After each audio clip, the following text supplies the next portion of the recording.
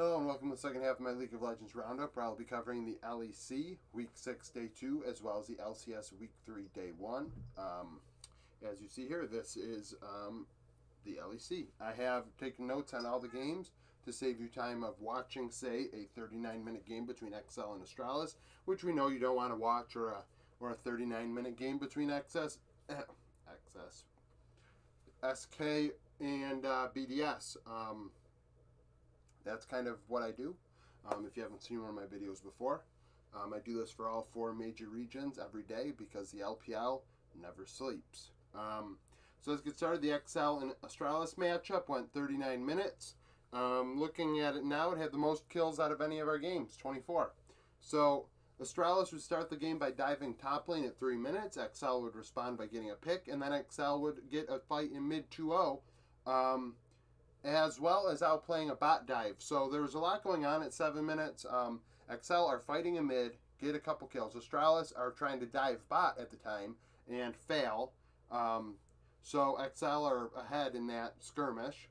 Astralis would then dive bot. So at 10 minutes, XL are up 4-2 and gold is tied. 10 minutes is simultaneously things would happen again, where Astralis tried to dive bot as XL dove top. Astralis would come out ahead on this, 2-1 because they dove bot. Zanzra with a double kill on the Viego. Astralis would use this to take the Cloud Drake as well. 12 minutes, XL would get a pick. Then nothing happened for about 5 minutes, and XL took the mountain after getting another pick. So 20 minutes, XL are up 7-4. Only 2k gold because the game is still close. There's not a lot happening. But Nuke Duck is 3-0-2 on the Vigar. He ends up being MVP of this game. XL would then take the Ocean after the 20-minute mark. 23 minutes, there's a skirmish in mid that went 1-1. 27 minutes, Astralis would respond getting another Drake, winning a fight 2-1. By doing so, White Knight with a double kill on the Graves. So it's 2-2 in Drakes. The gold's close, 30 minutes. XL end up winning a fight 2-0 to take a Baron, 4k gold lead. This is kind of where the game ended up going to XL. They use that Baron to get another pick, go to Soul Point. After the Baron subsides, they have a 5k gold lead, are up 12-7 in kills, and Nuke Duck is 4-0-5. Afterwards, they take the Ocean Soul uncontested, end at 39 minutes, 5-0 in top. Finn with a triple kill on Gwen. So, 17-7, Nuke Duck ends up being MVP because he was very active in this game on the Vigar, doing what he had to do, some Vigar things. Game 2, SK and BDS. We have 2 of our bottom 3 teams in my power rankings. 10-11. The winner had less kills than the loser, so that kind of makes sense. Bottom tier teams don't know how to win, and BDS blew it. BDS has blown a lot of games this year, and they blew this one. So, both teams in the first 9 minutes would exchange a bot dive, so not a lot happening in the early game. Then it would still slow down. BDS take an Ocean and a Hextech Drake. So between 9 minutes and 18 minutes, there were no kills. At 18 minutes, SK would get a pick. BDS would go to Cloud Soul Point uncontested. Between 18 and 25 minutes, nothing happened again. A lot of slow points in this game. At 25 minutes, the teams would trade kills. BDS would then take a Cloud Soul uncontested. All 4 Drakes BDS took. Not a single SK player died. So, SK's lucky they came out of this game ahead. I hate when that happens. I hate when, the first couple Drakes you can give. Heck, you could even give Soul Point. But if you're going to give Soul Point and then you don't want to even try, even 50-50 for the Soul, I don't understand it. So, 32 minutes, SK would take the Elder, winning a fight 4-1. Gen X with a double kill. He ends up being MVP on the Graves. That double kill was the only time SK actually fought for anything. And by getting the Elder, they took a Baron, and then they would try to end. BDS would make a stand at their Nexus being exposed at the time, 3-0, pushing SK off. Adam would then solo kill Certus a couple minutes later, so BDS are really coming back, but their Nexus is exposed. So when SK get a kill, they just push it down mid and end. A lot of kills happening around the base and the Nexus, but SK were able to get enough hits on the Nexus to end. So 10-11 the final score, SK coming out on top. Similar situation in Game 2 where Misfits won a game 7-10. This was because Misfits, although being the more active team, were really, really sloppy in this game. 5 minutes, they attempted a bot dive where they got 3-0'd. Mad Lions 3-0ing them. El Yoyo with a double kill. 8 minutes, Mad Lions would show them what a bot dive looks like, getting a couple kills. So Mad Lions are in control. They would stay in control, taking a cloud. Arma was solo killing Harit in the top lane. First time Misfits did anything was after 13 minutes where they took an ocean and then got a pick. So at 20 minutes, Mad Lions are up 6-1, 4.5k gold. They're in control. Misfits have shot themselves in the foot. 21 minutes, Misfits would get a pick, take an Infernal. Mad Lions would win a fight, actually there were 2 fights around the Baron. Afterwards, 23 minutes, Mad Lions would win 2-0, reset. 26 minutes, another fight around Baron, then went 1-1. Both teams reset. Misfits would go to Infernal Soul Point, and Mad Lions have stagnated. They stopped doing anything. And at 30 minutes, they're up 9-3, but the gold is now tied. And Unforgiven is 3-0-5 on the Jinx for Mad Lions. Then Misfits would take Infernal Soul Point, and Mad Lions didn't put anything on the line. So similar to the other game, you just rolled over. They rolled over for Infernal Soul Point. They rolled over for the Soul. And then at 33 minutes, they get picked off once. Misfits take the Baron, and they end with that Baron. Although being down in kills, Harit had done enough in the top lane in the solo matchup, despite losing in a 1v1 earlier, to get all the way to the Nexus through top lane as Misfits are pushing through bot. So Mad Lions are trying to decide, do we stop them bot and let Harit go? And that's what they end up doing. And by the time they tried to stop Harit, Misfits were diving the inhibitor turret and won 3-1 actually in that bot dive. Final score 7-10. And Misfits, Harit was able to do it, destroy the Nexus. So he ends up being MVP because of that. Really hard to pick an MVP in this game. The last 2 games were real interesting. Actually, all 3 games we had our top 6 teams going against each other, so it was like a mini playoff preview a bit. So Vitality and Rogue playing and duking it out. This game was not close like the previous ones. 16-7. Vitality would go top lane at 6 minutes to throw the first punch, but then let Rogue stack 2 Drakes, Infernal and Mountain. So the next kill happened at 13 minutes where Vitality went top again to get Adam ahead of Odoamne. 14 minutes, Rogue would get their first kill, getting a pick in the jungle, and then going to Cloud Soul Point uncontested. 21 minutes, Rogue would get 2 kills to take a Baron, go up 1k gold. Vitality would eliminate a lot of the pressure from that Baron, winning a fight 2-0 in top with their Wombo combo of Camille, Diana, Galio. 23 minutes, Larson would solo kill Perks. Larson ends up being MVP. They gave him his Orianna again, and he was really good on the Orianna. He ends up being MVP.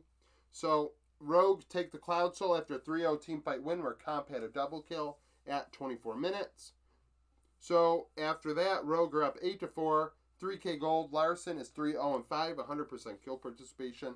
So, Larson's involved in everything with his shockwaves and everything else.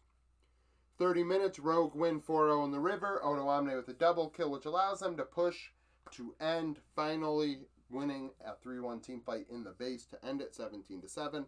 Vitality, once again, does not look very good. It's disappointing. It's disappointing every time we see them lose, especially in this way. Come playoff time, I want to imagine they're going to be a different team.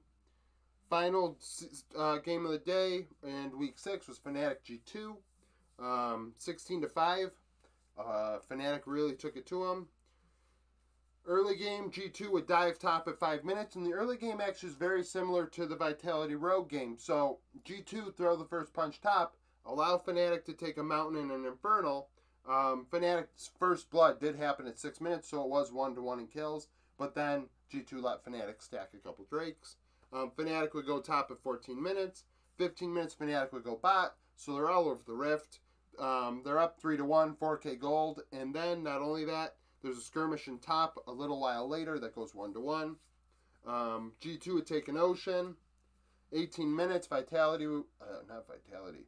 18 minutes, Fnatic would win a fight 2-0 in mid. So they're running Diana Camille, similar to the game before, and running it to success. Razork ends up being MVP because his Diana ultimates were on point. He had a couple mistakes, but he really hard carried this game. 24 minutes, Fnatic would get a pick to go to Ocean Soul Point, so now they're up 7.5k gold and 7-2. 29 minutes after a G2 pick, Fnatic would take the Ocean Soul. So G2 got a pick. A minute later, there's a skirmish in the jungle as Fnatic are taking the Ocean, where G2 actually wins 2-1. And by the time they got to the Drake, Fnatic had taken the Ocean Soul, and then they turned on him and won 3-0, despite it being a 4v5. A 3v4. So 30 minutes. So after that, Fnatic have all the power on the Rift, so they go take a Baron, 9k gold lead, and they end with that Baron 5-0 in mid. Razork with a double kill at the mid inhibitor turret. They just wombo combo and ace them. So final score 16-5. That's the LEC for week 6, day 2. Now on to the LCS. All right, now on to the LCS for tonight. We had our 5 games. Nothing really unexpected given the circumstances, which I will get to, as you know, with the C9 situation the way it is. So game 1 between Golden Guardians and 100 Thieves. Mismatch on paper, mismatch on the Rift. 100 Thieves really smoke showed them 17-3. It started out with 100 Thieves going bot lane at 4 minutes. Well, not even bot lane at 4 minutes. They outplayed a gank at 4 minutes in bot, as well as dove top, so they were already getting ahead in both side lanes. Took an Infernal. Golden Guardians would get a pick, and then also get a kill in a 1-to-1 fight, which ended up giving 100 Thieves the Rift Herald. So that's 2 of Golden Guardians' 3 kills from the game in the first 10 minutes. So you could figure out how the rest of the game went. 100 Thieves took the Ocean. They got a pick. They dove bot. By 15 minutes, they're up 6-2, 3k gold. And Someday would solo kill Licorice after I typed that out on my notepad. 100 Thieves then go to Hextech Soul Point. They're up 4.5k gold by 20 minutes. Closer is 1-1-4 on the Trundle. He ends up being MVP. He played a big role in preventing Golden Guardians from getting anything going in the early game, and that discouraged Golden Guardians from really doing anything there any further throughout the game. And his kill participation was really high at the end, I believe, as well. So 21 minutes, 100 Thieves would take a Baron after Golden Guardians got a pick and started it. 100 Thieves were able to push them off, win a fight 4-0 to take it. During that Baron, they would take the Hextech Soul. When it came to an end, they tried to end the game. They had a 12k gold lead, but could not finish. They reset and then would end afterwards. 17-3 the final score. Game 2 between TSM and Immortals. A close 33-minute game between 2 teams towards the bottom of the standings. TSM were playing Yursan in place of Shenny in the support role. So TSM dove bot at 2 minutes, getting up 2-1. They also played support top, which caused, the support top type of things. I mean, we had 2 different games going on. So TSM take a Hextech and an Ocean in the early game, as Immortals grows a gold lead to 4.5k. 16 minutes, TSM would get a kill in top. Immortals would take a Cloud, and at that point we thought Immortals might be turning this game around. They won a fight in bot 5-0. Xerxes with a triple kill. Gave them a 6.5k gold lead a couple minutes later. So Immortals seemed to be actually getting away with this. Like, TSM could not get their carries far enough ahead that they could handle this. IMT take another Cloud. They take a Baron, are up 8k gold. But TSM would make a stand at 26 minutes. Tactical getting a single kill, forcing the reset of Immortals, making them go to Soul Point, but leaving them alone. 30 minutes, Power of Evil would solo kill Huni. 31 minutes, TSM would get 2 kills in mid, which gave them a Baron and dropped the gold deficit to 5k. And with that Baron, TSM would push down mid and end Tactical with a quadra kill. So all it really was 2 minutes where TSM were able to turn this game around. That one kill at 26 minutes to prevent the end from Immortals as they were going down mid was definitely the turning point in this game. More so than most turning points. Like, that is clear cut the one, because without that, they probably end. Game 3, not a lot is written here because not a lot really happened in terms of different instances of things occurring. So at 6 minutes, TL would get a kill in bot, EG would take a cloud. 16 minutes was the next time there's a kill at all. There was an exchange of kills in the jungle, 1-1. TL would take an infernal. 20 minutes, TL would get a kill top. So at 21 minutes, these two elite teams are playing that slow, boring, put you to sleep style. It's 3-1, 2.5k gold lead for TL. TL would then finally win the first team fight of the game, 3-2 in mid at 22 minutes. Take a Hex Tech. 25 minutes, they would get 2 kills, take a Baron. There's a skirmish afterwards. It goes 1-1. TL are up 6k gold. And then they would end on a push with that Baron, 27 minutes, 3-1 to end. Santorin's MVP on Volibear. He got ahead big time on Inspired in the early game. Made the plays in bot lane, got the pick plays, did what he had to do in team fights. Did a really, really good job on the Volibear. He ends up being MVP. FlyQuest and Dig, the two teams at 3-1 coming into today. Slow early game. FlyQuest take a cloud to start it. Dig get a kill in top. Then take an ocean. Fly go mid. And Fly take a mountain. So by 18 minutes, there's only been 2 kills occurred. There's only been 2 kills taken and 3 drakes taken. 2 kills taken. I've repeated myself and it doesn't make sense. 2 kills were achieved and 3 drakes were taken. 19 minutes, FlyQuest would win the first team fight of the game, which took it. After that, they won the game. It was 4-1 in mid. Jose Dioto with a triple kill on Lee Sin. He ends up being MVP. He did most of the work. Dignitas get a pick at 22 minutes. They take a mountain. 26 minutes. FlyQuest are now up 5-3, 2k gold, mostly because of that one fight at 19 minutes in mid. 28 minutes, FlyQuest go to Mountain Soul Point after 2-0 team fight win. They take a Baron after taking the Soul. 5k gold lead. Taking the Soul Point. 5k gold lead. After that Baron subsided, FlyQuest would get a Mountain Soul. And then also take a Baron after getting a pick. So now FlyQuest have 2 Barons throughout the game and a Mountain Soul. And at 37 minutes, Fly would win a fight 3-1 in mid. And end. Jose Dioto with a double kill. 13-5 the final score. Jose hard carried this one on the Lee Sin. He looks really good on the Lee Sin. He does in most occasions when he gets the champion. CLG and C9. So, LS was tossed. He was released. So, I'm not surprised at all that CLG smoke showed C9 on the Rift. Honestly, I'm surprised they weren't perfect gamed. Personally, I don't know how... I'm not really even interested in the LCS as much as I was. In hours time or whatever, since the news was broke, I don't. LS's drafts and LS's personality were something that the LCS needed, and this is not good for the LCS. This is not good for the LCS. Now you have boring TL, EG, and 100 Thieves again. And Cloud9, honestly, I'm not going to be surprised at all if they implode. Because, okay, one game and maybe tomorrow they win against FlyQuest or whoever they play. And we'll be like, they'll get over it. They got over it already or whatever. But this team was built by LS by LS for a reason. So, whether Max Waldo can because he's, close with LS, can he do what LS was going to do? I don't know. Today's draft was not an LS draft. So, let's get into it. CLG would start the game by diving bot lane at 3 minutes. Palifax getting a triple kill. Palifax ends up being MVP on the rise. Contracts did a lot of facilitating in this game, but I am not going to not give it to the guy that had the first 5 kills, got them out to a 5-0 lead. Spoiler, but CLG ends up getting a pick, taking a mountain, and then getting a kill for the Rift Herald at 10 minutes.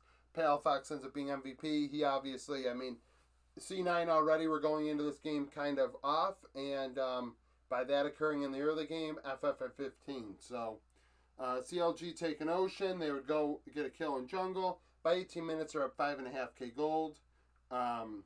19 minutes, there's a fight in top 1-1. CLG go to Cloud Soul Point. CLG get a pick. C9 prevent the Cloud Soul by taking one Cloud themselves. 29 minutes, CLG win 4-3 in the river for Baron. That forced a reset after that because, no one was left to take the Baron. CLG would take Cloud Soul. C9 would get a kill in doing so at 31 minutes. 34 minutes, CLG would kill Corky in the bot lane and also get a kill by the Baron, but didn't do the Baron at that second.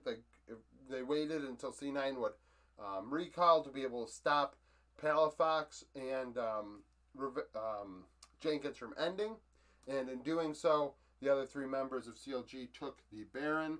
7k gold lead. 39 minutes after that Baron subsided, the teams went to Elder. C9 would take the Elder as CLG backdoored and stopped the recalls to end. Final score 16-5. Like I said, I don't really expect much out of C9 anytime soon. I think that this is going to be a real... This is a bad thing. This is a very bad thing. So, that's it for the LCS for today. Tomorrow I will have a LPL and LCK video out earlier in the day, not in the morning, obviously. I wish I'd do it in the morning, but it's just not possible.